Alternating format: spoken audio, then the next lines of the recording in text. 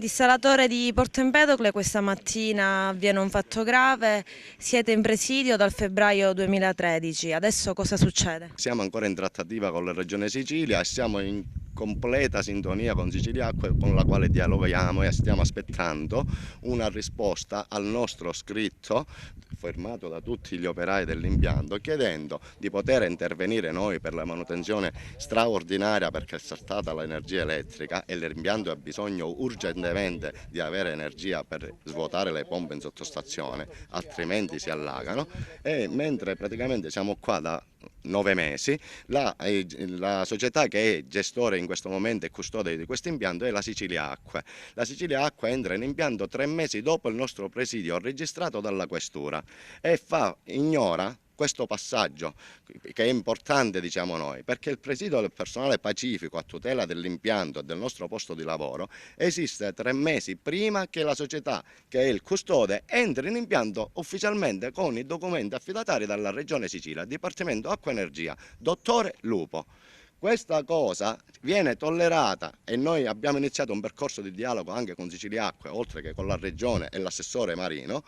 per 7 mesi. 20 giorni fa si presenta Siciliacque e ha avuto completa disponibilità da parte nostra, collaborazione nel volere mettere in chiaro le situazioni di questo impianto, che da 18 mesi viene tutelato solo e esclusivamente da noi, che Quanti siete? siamo 11 operai. 11 lavoratori di questo impianto di proprietà della Regione Sicilia, che abbiamo dimostrato con i conti fatti da un consulente che costiamo meno di quanto costa la Guardiania Armata, che continua ad essere qua. Ora, se si vuole garantire il benessere di qualcuno, KSM o chi per lui, a discapito di 11 famiglie che da 23 anni sono i lavoratori titolari di questo impianto, che esistono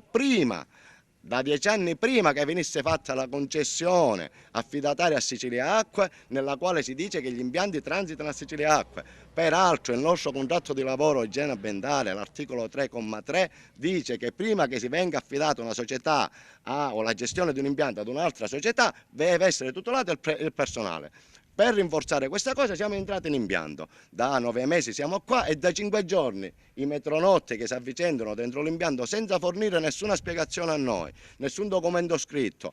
chiamano ogni giorno la questura per farci identificare, ma cosa che noi facciamo volentieri da 9 mesi, conferma il fatto che siamo in impianto e abbiamo interesse ancora per l'impianto. E ci hanno chiuso stamattina, come voi potete ben vedere, dentro l'impianto praticamente e concretamente sequestrandoci, avendo loro la chiave non possiamo né uscire né entrare e anche dall'altra parte liberamente. Hanno messo un catenaccio che era l'unico ingresso a cui noi abbiamo le chiavi legittime lasciate dal gestore precedente che non ce l'ha mai chiesta e nemmeno Siciliacque ci ha mai chiesto le chiavi, che ci ha sempre detto che considera il fatto che siamo qua dentro un valore aggiunto. Noi chiediamo aiuto alla cittadinanza, all'istituzione comunale, all'amministrazione che ci ha sempre seguito, ma a questo punto dovrebbe